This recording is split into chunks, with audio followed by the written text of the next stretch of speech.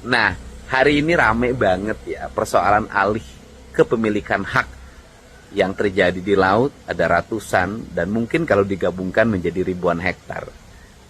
Juga terjadi di gunung, juga terjadi di danau-danau, di situ-situ, juga terjadi di daerah aliran sungai, juga terjadi di daerah sepadan jalan, pinggir-pinggir jalan, areal-areal perkebunan, hutan-hutan, semuanya terjadi loh alih kepemilikan hak itu. Dan itu dilakukan bukan hanya oleh para pemilik modal atau orang-orang yang kaya raya atau orang-orang yang berbisnis, tetapi juga dilakukan oleh masyarakat biasa.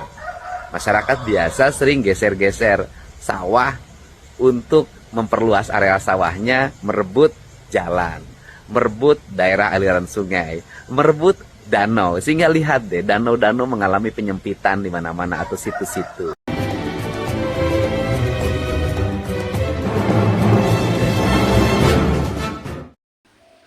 Selain sertifikat laut yang kemarin ramai diperbincangkan di media sosial, banyak lagi kasus-kasus yang harus dituntaskan oleh Gubernur Jawa Barat terpilih Kang Deddy Mulyadi. Salah satunya yaitu penyerobotan lahan milik negara, baik itu dari PTPN, HGU, dan lain sebagainya. Tidak hanya itu, banyak juga kasus-kasus pendangkalan aliran sungai yang kemudian marak diambil oleh sebagian orang, oknum-oknum, untuk dijadikan ruko atau warung, sehingga aliran sungai yang tadinya luas itu menjadi sempit dan mengakibatkan terjadinya kebanjiran. Nah, Kang Deddy Mulyadi begitu akan dilantik nanti dengan tegas akan menindak para oknum-oknum yang dengan sengaja mengambil alih fungsi dan mengambil alih tanah negara dari tadinya milik negara menjadi milik pribadi, perseorangan maupun PT. Bagaimana pernyataan resmi dari Kang Deddy Mulyadi? Kita simak bersama-sama.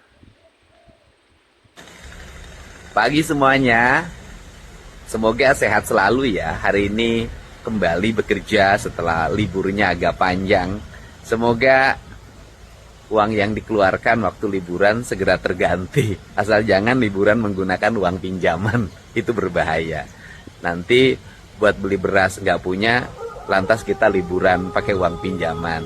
Hidup harus teratur, penuhi kebutuhan pokok dulu, kebutuhan dasar dulu, baru kita memenuhi kebutuhan di luar kebutuhan dasar. Begitu juga pengelolaan keuangan negara. Sebelum kebutuhan dasar terpenuhi, jangan dulu belanja yang lain. Belanja jalan-jalan, uangnya dibagi-bagikan, dan belanja-belanja teknologi yang tidak bermanfaat sebenarnya hanya untuk gaya-gayaan. Nah, hari ini rame banget ya persoalan alih kepemilikan hak yang terjadi di laut, ada ratusan dan mungkin kalau digabungkan menjadi ribuan hektar. Juga terjadi di gunung, juga terjadi di danau-danau, di situ-situ, juga terjadi di daerah aliran sungai, juga terjadi di daerah sepadan jalan, pinggir-pinggir jalan, areal-areal perkebunan, hutan-hutan, semuanya terjadi loh alih kepemilikan hak itu. Dan itu dilakukan bukan hanya oleh para pemilik modal atau orang-orang yang kaya raya atau orang-orang yang berbisnis, tetapi juga dilakukan oleh masyarakat biasa. Masyarakat biasa sering geser-geser sawah untuk memperluas area sawahnya, merebut jalan, merebut daerah aliran sungai, merebut danau. Sehingga lihat deh, danau-danau mengalami penyempitan di mana-mana atau situ-situ. Nah, ini kan harus diselesaikan secara komprehensif, tidak hanya gerubukan atau ribut-ribut sekarang ketika viral. Nah, apa yang mesti dilakukan? Saya nanti akan melakukan dua pendekatan. Yang pertama adalah pendekatan yang bersifat keperdataan. Yang kedua adalah pendekatan bersifat kepidanaan, karena berubahnya atau hilangnya aset negara. Nah, seluruhnya itu akan kita arahkan demi kepentingan masyarakat tanpa kepentingan apapun. Karena negeri ini harus terjaga. Dan saya selalu berulang-ulang, negeri ini bukan milik perorangan, negeri ini bukan warisan. Tapi negeri ini adalah milik semua. Indonesia milik semua, Jawa Barat milik semua, dan Jawa Barat itu tanahnya bukan warisan, tapi titipan yang kita kelola hari ini harus dititipkan pada generasi berikutnya. Jangan berkurang, harusnya bertambah seluruh aset dan kekayaannya. Itu saja barangkali pesannya ya untuk semua karakter-karakter diri yang selalu ingin mengambil hak negara, hak orang lain untuk kepentingan diri, untuk kepentingan kelompok, untuk kepentingan golongan, untuk kepentingan perusahaan. Mohon dari sekarang ke depan kita tinggalkan. Kita cintai negeri ini, kita tata negeri ini, karena negeri ini sangat indah. Ya, seindah wajah Anda semua. Terima kasih. Salam hormat. Tuh, sangat jelas ya. Ancaman dan warning dari Kang Deddy Mulyadi terhadap para oknum-oknum yang dengan memanfaatkan jabatan, kewenangan, maupun kelalaian negara untuk menjaga aset-aset milik negara demi kepentingan pribadi mereka.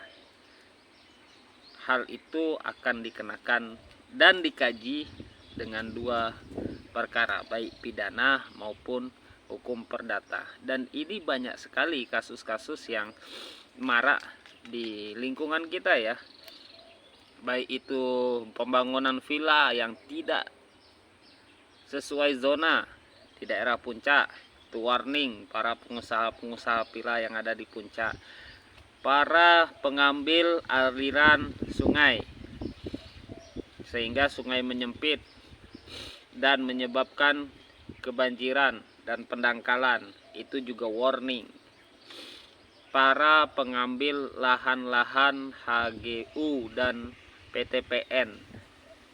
Kalau kemarin di Subang kan sempat ramai itu, ada tambang ilegal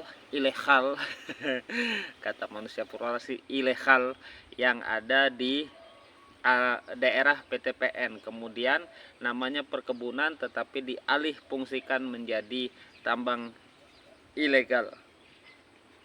Itu jelas ada pasal dan undang-undang yang mengaturnya.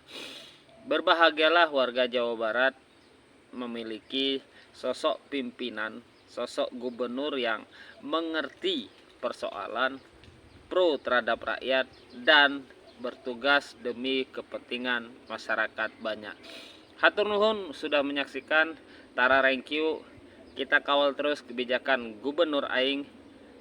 Jawa Barat tetap istimewa. Sampurasun.